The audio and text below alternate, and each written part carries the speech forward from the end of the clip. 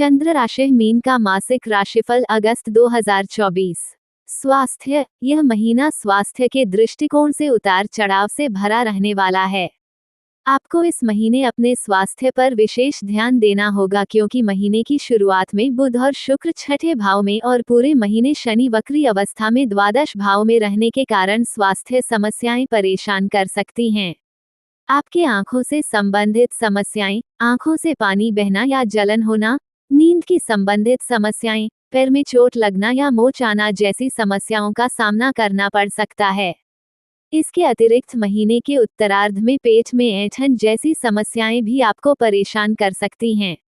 इन समस्याओं के प्रति सतर्क और जागरूक रहें ताकि आपको अच्छा स्वास्थ्य प्राप्त हो सके। करियर। यह महीना मीन राशि के जातकों के लिए कुछ मामलों में सावधानी रखने वाला महीना होने वाला है। पूरे महीने शनि महाराज वक्री अवस्था में आपके द्वादश भाव में विराजमान रहेंगे जिससे आपको अपने स्वास्थ्य और अपने खर्चे पर ज्यादा ध्यान देने की आवश्यकता पड़ेगी।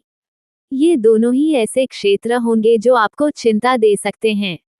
इसके अतिरिक्त आपकी राशि में राहु महाराज की पूरे महीने उपस्थित आपको लापरवाही भरा जीवन बिताने और मनमौजी स्वभाव का व्यक्ति बनाएगी जिससे भी आप इन समस्याओं को खुद ही मोल ले सकते हैं। व्यर्थ के खर्च करना और उल्टा सीधा खाना, इससे आपकी सेहत भी बिगड़ सकती है और आपकी आर्थिक स्थिति पर भी इसका असर दिख सकता है, इसलिए आपको सावधानी रखनी होगी। हालांकि विदेश जाने की संभावनाओं से इनकार नहीं किया जा सकता है। आर्थिक मामलों के लिए थोड़ी सावधानी बरतने की आवश्यकता होगी। देवगुरु बृहस्पति की कृपा से आमदनी में बढ़ोतरी भी होगी। आपके कार्य क्षेत्र में सावधानी के साथ आगे बढ़ना होगा। वैसे आपके सहकर्मी आपको पूरा सहयोग देंगे और उनकी वजह से आपका मनोबल बढ़ेगा जिससे कार्य क्षेत्र में आपकी स्थिति अच्छी होगी।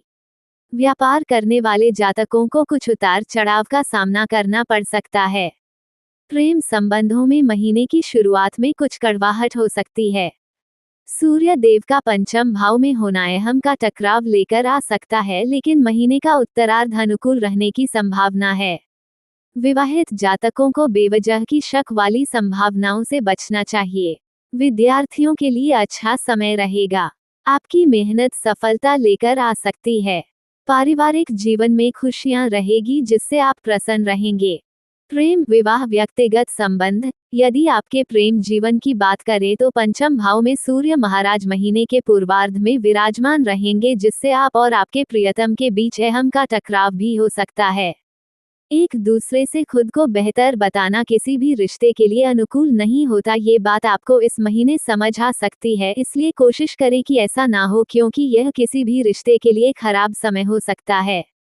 महीने के उत्तरार्ध में जब सूर्य सिंह राशि में छठे भाव में चले जाएंगे तब स्थितियों में सुधार आएगा, लेकिन बुध महाराज 22 अगस्त से वापस पंचम भाव में आकर वक्री अवस्था में बात का पतंगड़ बनवाने में देर नहीं लगाएंगे, इसलिए आपको तोल मोल कर बोलना चाहिए ताकि आप और आपकी प्रियतम के बीच किसी तरह की अप्रिय स्थिति ना हो पाए। वैवाहिक जातकों के लिए यह महीना कुछ कमजोर रहने वाला है। केतु महाराज पूरे महीने सप्तम भाव में विराजमान रहेंगे जिससे आप एक दूसरे के प्रति किसी प्रकार की गलतफहमी का शिकार हो सकते हैं या एक दूसरे पर शक कर सकते हैं। ये रवैया आपके रिश्ते के लिए किसी भी रूप में अच्छा नहीं है। हालांकि देवगुरु बृहस्पति की दृष्टि पूरे महीने सप्तम भाव पर रहने से आपके विवाह की रक्षा होगी और समय रहते आप एक दूसरे को बराबर सम्मान और समझदारी दिखाएंगे जिससे आपका रिश्ता बचेगा। फिर भी किसी भी प्रकार के झगड़े से बचने की कोशिश करना ही बेहतर होगा। सलाह। आपको गुरुवार के दिन भगवान श्री हरिविष्णु जी की उपासना करनी चाहिए। आपको प्रतिदिन सूर्य देव को तांबे के पात्र से अर्घ्य देना चाहिए। मंगलवार के दिन हनुमान जी के मंदिर जाकर श्री हनुमान चालीसा का 7 बार पाठ करें। मंगलवार के दिन केले के वृक्ष और पीपल के वृक्ष की पूजा करें और उन्हें जल देकर सिंचित करें। सामान्य। यह महीना मीन राशि के जातकों के लिए कुछ मामलों में सावधानी रखने वाला महीना होने वाला है। पूरे महीने शनि महाराज वक्री अवस्था में आपके द्वादश भाव में विराजमान रहेंगे जिससे आपको अपने स्वास्थ्य और अपने खर्चे पर ज्यादा ध्यान देने की आवश्यकता पड़ेगी। ये दोनों ही ऐसे क्षेत्र होंगे जो आपको चिंता दे सकते हैं। इसके अतिरिक्त आपकी राशि में राहु महाराज की पूरे महीने उपस्थित आपको लापरवाही भरा जीवन बिताने और मनमौजी स्वभाव का व्यक्ति बनाएगी, जिससे भी आप इन समस्याओं को खुद ही मोल ले सकते हैं। व्यर्थ के खर्च करना और उल्टा सीधा खाना, इससे आपकी सेहत भी बिगड़ सकती है और आपकी आर्थिक स्थिति पर भी इसका असर दिख सकता है, इसलिए आपको सावधानी रखनी होगी। हालांकि विदेश जाने की संभावनाओं से इनकार नहीं किया जा सकता है। आर्थिक मामलों के लिए थोड़ी सावधानी बरतने की आवश्यकता होगी। देवगुरु बृहस्पति की कृपा से आमदनी में बढ़ोतरी भी होगी। आपके कार्य क्षेत्र में सावधानी के साथ आगे बढ़ना होगा। वैसे आपके सहकर्मी आपको पूरा सहयोग देंगे और उनकी वजह से आपका मनोबल बढ़ेगा, जिससे कार्य क्षेत्र में आपकी स्थिति अच्छी होगी। व्यापार करने वाले जातकों को कुछ उतार चढ़ाव का सामना करना पड़ सकता है। प्रेम संबंधों में महीने की शुरुआत में कुछ कड़वाहट हो सकती है। सूर्य देव का पंचम भाव में होना अहम का टकराव लेकर आ सकता है, लेकिन महीने का उत्तरार्ध अनुकूल रहने की संभावना है। विवाहित जातकों को बेवजह की शक वाली संभावनाओं से बचना चाहिए। विद्यार्थियों के लिए अच्छा समय रहेगा। आपकी मेहनत सफलता लेकर आ सकती है। पारिवारिक जीवन में खुशियां रहेगी, जिससे आप प्रसन्न रहेंगे।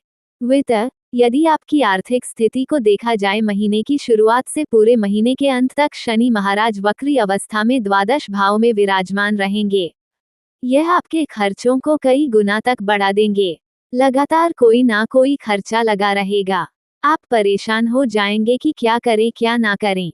बुध शुक्र भी छठे भाव से बैठकर द्वादश भाव को देखेंगे, जिससे खर्चों में तेजी बनी रहेगी। आपको इन समस्याओं से बचने के लिए कोई ना कोई रास्ता निकालना पड़ेगा। राहु महाराज प्रथम भाव में रहकर आपको लापरवाह बनाएंगे। आप बिना सोचे समझे धन का व्यय करेंगे, जो आपको परेशानियों में डाल सकता है। हालांकि देवगुरु बृहस्पति तीसरे भाव से बैठकर एकादशी भाव और नवम भाव पर पूर्ण दृष्टि डालकर आपकी आर्थिक स्थिति को ठीक बनाए रखने की कोशिश करेंगे और आपको अच्छी आमदनी में प्रदान करेंगे। महीने की शुरुआत में सूर्य पंचम भाव से एकादश भाव को देखेंगे, इससे भी आपकी आमदनी में अच्छी बढ़ोतरी देखने को मिलेगी।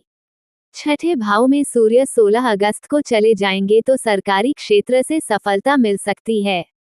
वहीं वक्री बुध भी पंचम भाव से एकादश भाव को देखकर कुछ ना कुछ आर्थिक योग बनाते रहेंगे। फिर भी आपको ग्रह स्थिति को ध्यान में रखते हुए सावधानी रखनी चाहिए।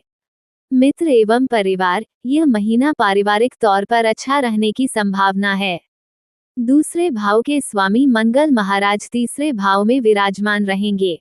आप अपने धन को अपने भाई बहनों के लिए खर्च करेंगे, पर तीसरे भाव में बृहस्पति और मंगल की उपस्थिति होने से भाई बहनों से आपके संबंध अनुकूल होंगे। आप उनकी भलाई के लिए कुछ सोचेंगे और वे भी आपका हर परिस्थिति में साथ देंगे। वक्री शनिदेव की दृष्टि दूसरे भाव पर होने से कुटुंब के कुछ मामलों में कभी कभी कहा सुनी हो सकती है, लेकिन आप अपनी समझदारी से उससे बाहर निकाल लेंगे। लेकिन एकला चलो रे वाली नीति अपनाने से बच्चे और घर के कामों में भागीदारी निभाएं।